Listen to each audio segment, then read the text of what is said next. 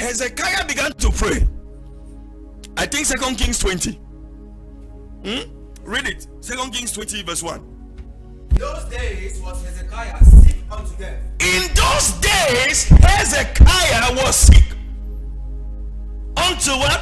Unto death. It means the sickness on Hezekiah was causing his spirit to leave. Death comes when there is a detachment between your spirit and your body, and automatically your soul is released. The word of the Lord says, and God created man out of mud and breathed into him, and he became a living soul. So the intersection between the spirit and the body, automatically a soul is created. So for death to happen, your spirit leaves your body, your soul is released. Continue.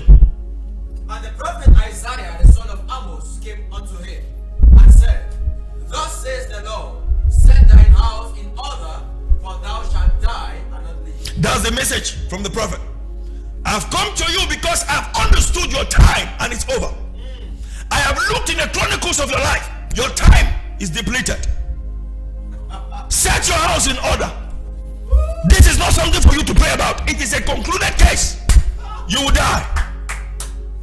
Continue. Then he turned his face to the wall and prayed unto the Lord, saying, I beseech thee, Lord, remember now how I have walked before thee. That is not a prayer. That is the manipulation of systems. He did not just pray, he invoked a privilege. I beseech thee, Lord, remember what? My service in your house. Because service is one of the codes that manipulates the systems of God. He brought forth the veto of his service and began to invoke time. The prophet, look, listen. So Isaiah prophesying about the death of Hezekiah came from a place of vision. He had received it. He had seen that this man had used his time on earth.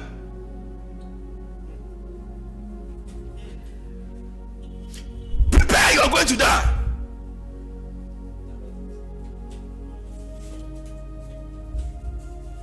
Hezekiah says, I can't die. I have what to veto. And what did he say? He says, I have served thee in truth and with the prophet heart, and I've done that which is good in thy sight. And Hezekiah wept sore. And it came to pass, after Isaiah was gone out in the middle court, that the word of the Lord came unto him, saying, Turn again and tell Hezekiah, the captain of my people, Thus says the Lord, the God of David thy father, I have heard thy prayer, and I have seen thy tears. Behold, I will heal thee. On the third day thou shalt go up to the house of the Lord, and I will add unto thy days 15 more years. Okay, now look at this. Isaiah hears God, tells Hezekiah. Hezekiah turns to God and makes a plea. God does not respond Hezekiah. God intercepts Isaiah back on the way. You know why? Only the prophet has the full audacity to manipulate the systems. This guy has presented a plea. God has accepted it. Instead of God telling him, now I give you 15 years, he tells the prophet. Was it the prophet who prayed the prayer? Who prayed the prayer? The man. But God tells the prophet, go back and tell him, because as far as the Ephraim is concerned, with matters of state, the prophet is the voice of God. For those of you who are PTSBN, you begin to correlate this to when I was teaching about the spirit of Jezebel and why the spirit is so angry against the prophetic. Check all the scandals in the church existing now. Prophetic ministries. As much as they are quack prophets, but even the real prophets are subjected to the same thing.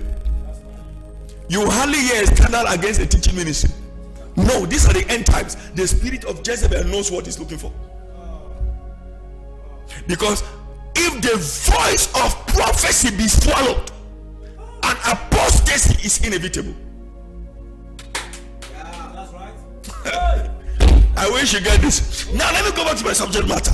This is Hezekiah.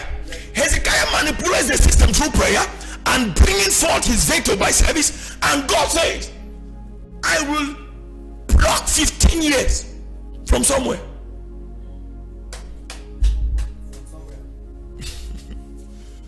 I don't want to say much. I will block 15.